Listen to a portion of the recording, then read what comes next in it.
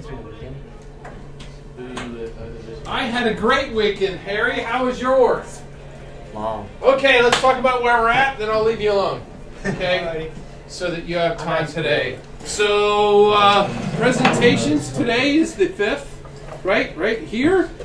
You should be getting done or be done with everything, including your pre-project skirmish. You'll be working on your project today and Thursday. It is homework over the weekend if you don't get it done, because presentations are Monday the 11th. And then most likely we're going to do test on the 13th. Might be on the 15th. We'll see what our timing is like. I'll probably push the test back to the 15th. And then do we have spring break? Is this spring break out No. Is this spring break down here? 25th. Oh, good. Okay, good. So that's where we are. As far as where we're at right now, only one person has gotten to the point where they've actually selected their project stuff. I want to talk about the project right now, because everyone should be at the point where they're about ready to do the project. So I'd like to go ahead and make sure that I make clear. So when it comes to choosing the project, why did I go off that page? There we go. When it comes to choosing the project, basically we're assuming that everyone's going to do the best system they can, which is a 2-drive system, is the best system you can. You theoretically could do one ginormous like this one. If you wanted to, you could do 2 terabyte M2 drive. Do you need to have another drive if you've got a 2 terabyte drive? Not necessarily. Depends on what else you're saving. But we're kind of trying to say that you've got an OS program drive and you've got a data drive here. So in a low-end system, like what my kids have for their gamers, they get a 250 gig SSD and then a 1 terabyte data drive.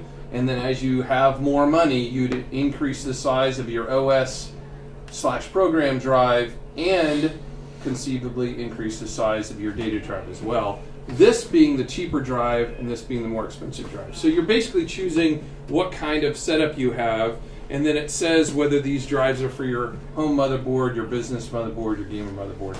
I don't know what that, oh, it's full because you already picked up. Okay, so those are the kind of drives that you're going to be doing. The presentation itself, oh, I should have clicked that one, no.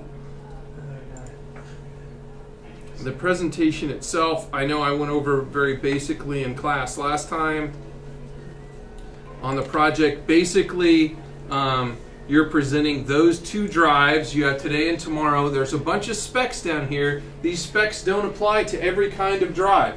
All of them are going to have a size. All of them are going to have a size. Some of them are going to have a rotation speed, i.e. if it's your traditional spinny drive, it's going to have a rotation speed. What are the rotation speeds that are in use today?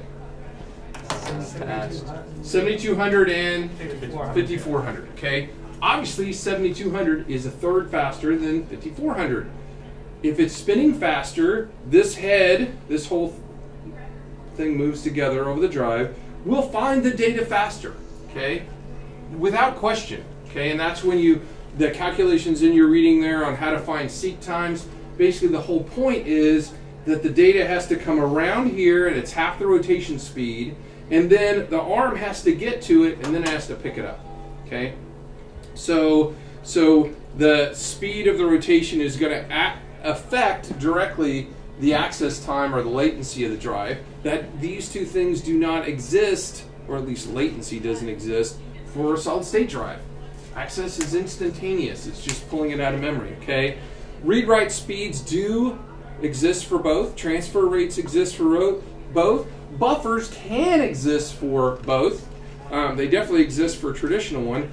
IOPS definitely exists for both, and that's in your SSD reading, the difference between what IOPS are and how we convert that, and then what kind of SSD is it? Is it an SLC, MLC, or a TLC?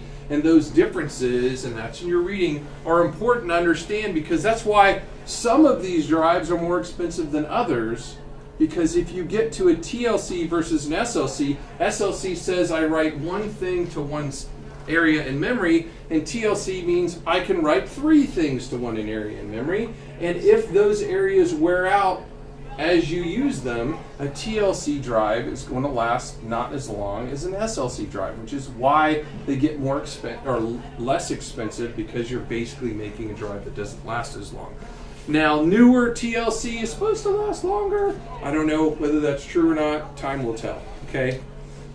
If you have a mean time before failure, MTBF, how long will it last, or an annualized failure rate, you should know the difference between those two. Okay. One is theoretical.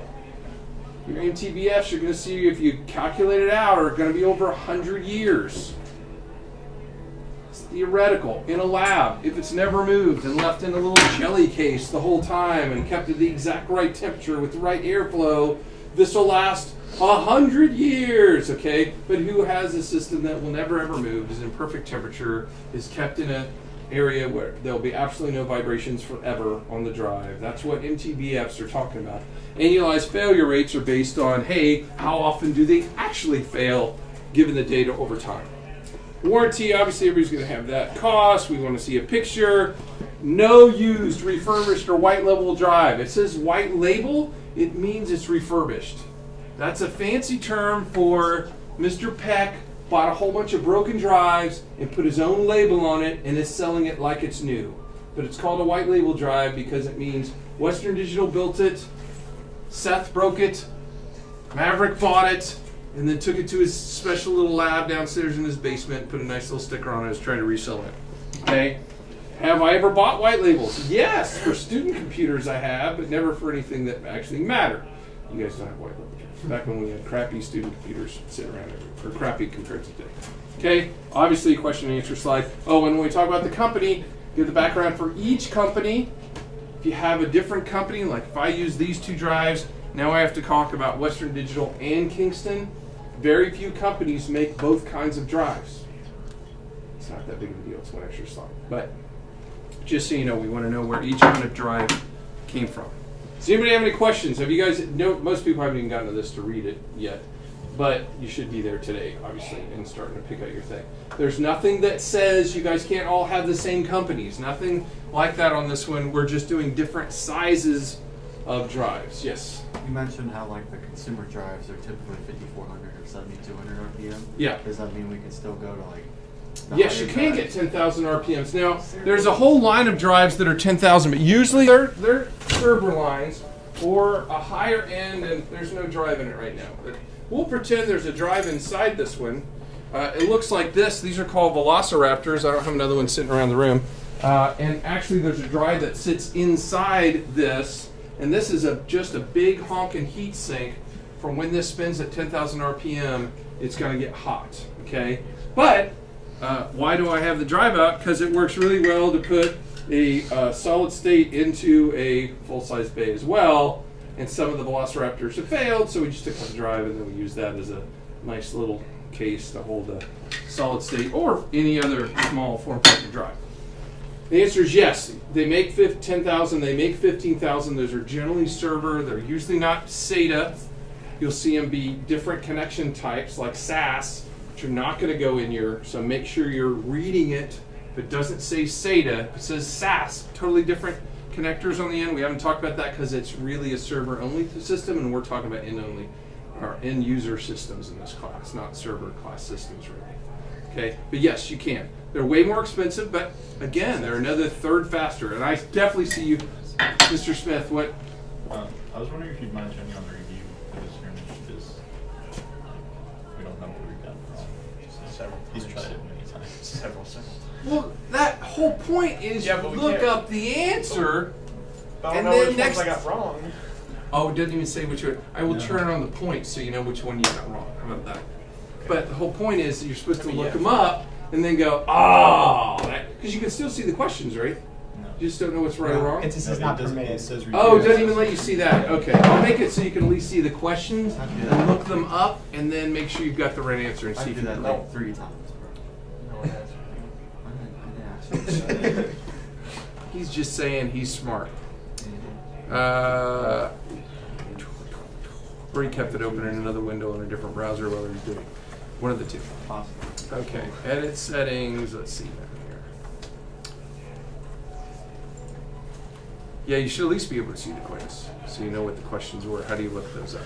Okay, later while it's open, points. It lets you see what's right or wrong, but it doesn't let you see the quiz. Oh, you need to see the attempt too. That's what I didn't have checked. So you should be able to see the quiz and the points. I'll even turn on whether correct. I'm not going to turn on right answer because that will make it go a little too fast. Okay, so there. Now you should be able to see what you did and what you got wrong and look it up. And hopefully you don't just go through it 4 times and guess all 4 answers. That's not the intent. Any other questions? Yes, Mr. Phillips. Even after re-imaging my computer, I'm still trying to update that one update, and it keeps coming back, and I don't know why. Because you did something. What are you doing in here? Just dropping off Peck stuff? You're lunch boy? No, I already took half of it. So do this here. You take this. When did we re-image it? It's maybe been a couple of days. I'll re-image it again. Move it right over here. Try it one more time. Anybody else have any questions other than that? I would like everybody to make sure at some time today they retake the self-assessment. But get your other stuff done and just have it done before next class. I'll leave it at that. No other questions? Okay, I'm going to stop recording. I like my little calm music that I've got. Took my Google exam yesterday while I was listening to nice calm music. It said it takes 3 hours, and it actually took 3 hours. I thought, did it take 3 hours? Yeah, it took 3 hours. Yes. It worked, man. Good. You always call